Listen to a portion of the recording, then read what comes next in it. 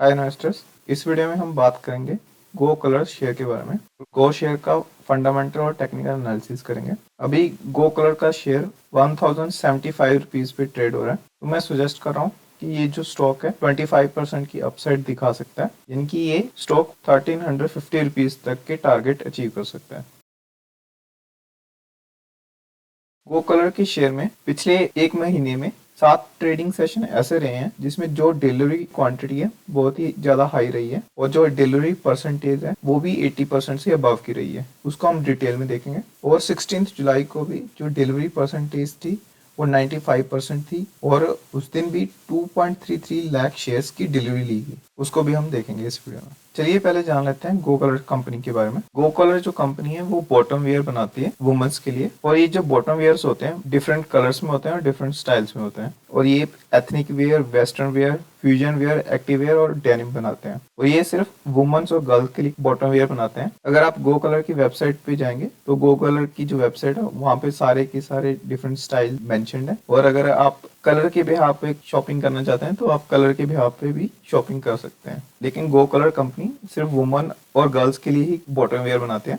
लेकिन मुझे जानना था गो कलर के प्रोडक्ट के बारे में, तो मैं गो कलर के शोरूम पे गया जो उनका एमजीएफ मॉल में है गुड़गांव में। और वो गो कलर का बिगेस्ट शोरूम है। तो ये मैंने कुछ वहाँ पे पिक्स क्लिक करे। गो कलर के शोरूम पे मैं अपने भैया और भाभी को साथ में लेके गया था ताकि मैं अपनी भाभी का रिव्यू ले सकूं गो कलर ब्रांड के कपड़ों के रिगार्डिंग। तो भाभी ने ये 2 जैगिंग्स परचेज करे गो कलर से। जैसे कि सभी कपड़ों के शोरूम पे कोई डिस्काउंट नहीं चल रहा, सेम वे गो कलर्स भी कोई डिस्काउंट नहीं दे रहे हैं। गो कलर्स भी कपड़ों की एमआरपी पे ही सेलिंग कर रहे हैं। भाभी ने इन दोनों जैगिंग्स को यूज करा, उसके बाद उन्होंने रिव्यू दिया तो उनको ये कपड़े का स्टफ अच्छा लगा, क्वालिटी भी उनको अच्छी लगी कपड़ों की, और उनको प्राइस रेंज भी सही लगा कि ये जो प्राइस रेंज जिसमें उन्होंने ये जैगिंग परचेज करी है ज्यादा एक्सपेंसिव नहीं है, ठीक ठाक रेट है उनका। तो मेरा उनसे क्वेश्चन था कि आप दोबारा गो कलर से परचेजिंग करने जाएंगे, तो उनका आंसर था यस, हाँ प्यू दोबारा शॉपिंग करने गो कलर्स पे जाएंगे। तो जब मैं गो कलर्स के शोरूम पे था तो वहां पे मैंने भी ऑब्जर्व करा बहुत सारी लड़कियां टॉप वेयर लेके आ रही थी, उसके अकॉर्डिंग कलर मैचिंग करके बॉटम वेयर परचेज करी थी। और फ्रैंकली स्पीकिंग गो कलर्स के पास हर एक कलर में बॉटम वेयर अवेलेबल था। चलिए अब स्टॉक का फंडामेंटल एनालिसिस कर लेते हैं। पहले शेयर होल्डिंग पैटर्न देख लेते हैं। ये जो शेयर होल्डिंग पैटर्न है ये मार्च 2024 तक का अपडेटेड है। तो मार्च 2024 में जो प्रमोटर है उनकी होल्डिंग जो है 52.79% की है और अराउंड 16% जो होल्डिंग है वो प्लेज है। और एफ आई है की होल्डिंग है वो 12.15% की है। और जो डी आई है उनकी जो होल्डिंग है 31.87% की है। जो डी आई है और एफ आई है दोनों ने ही थोड़ी थोड़ी अपनी जो होल्डिंग है वो इस स्टॉक में इंक्रीज ही करी है। जो पब्लिक है उनकी होल्डिंग में अच्छा खासा डिक्रीज हुआ है। पहले दिसंबर क्वार्टर में उनकी होल्डिंग 4.14 की थी, वो घट के 3.195% हो गई। तो इसका मतलब ये हुआ कि जो अभी रिसेंटली गो कलर की प्राइस में फॉल आया है उसमें डीआई और एफआई ने बाइंग करी है। जो पब्लिक है सिर्फ उन्होंने ही सेलिंग करी है। तो लास्ट जो बल्क डील हुई है इस स्टॉक में वो 7 मई को हुई थी। उसमें मिराए एसेट म्यूचुअल फंड ने 67,000 के अराउंड शेयर परचेज करे थे मार्केट से। क्वार्टरली रिजल्ट देख लेते हैं।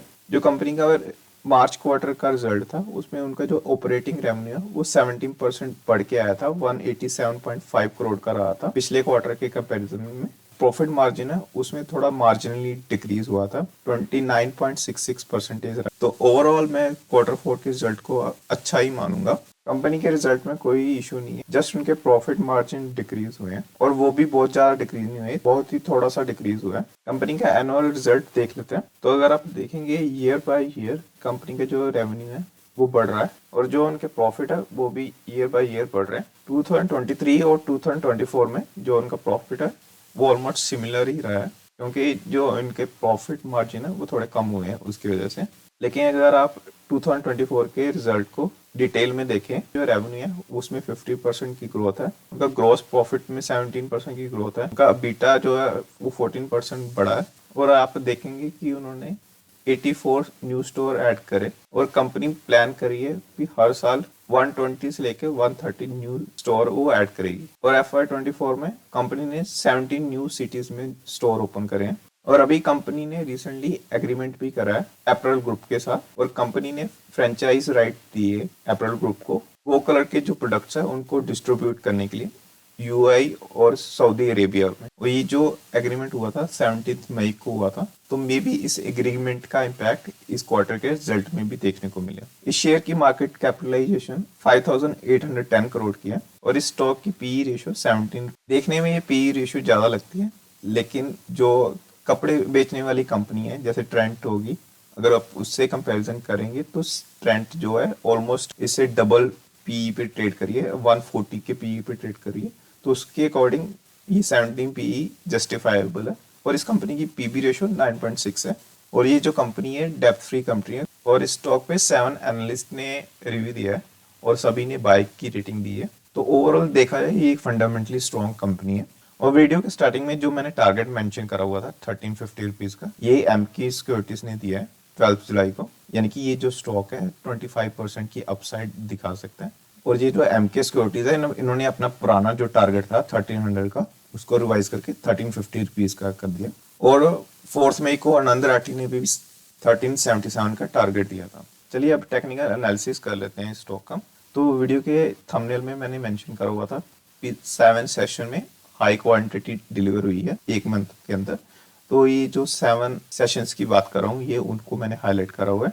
तो आप देखेंगे इन सभी 7 सेशन में जो डिलीवरी परसेंटेज थी वो 18% के अबव थी और जो वॉल्यूम ट्रेड हुई है वो 1 लाख शेयर से ज्यादा की हुई है। और अगर आप इन 7 सेशन में देखेंगे जो क्वांटिटी पर ट्रेड हो रही है वो अचानक से शार्पली इंक्रीज हो जाती है। तो इसका मतलब कोई बड़ा इन्वेस्टर बल्क में शेयर्स की डिलीवरी ले रहा है। ये 1 डे का कैंडल चार्ट है। इसमें जो इंपॉर्टेंट इवेंट्स हुए हैं गो कलर में वो मैंने मार्क करे हुए हैं।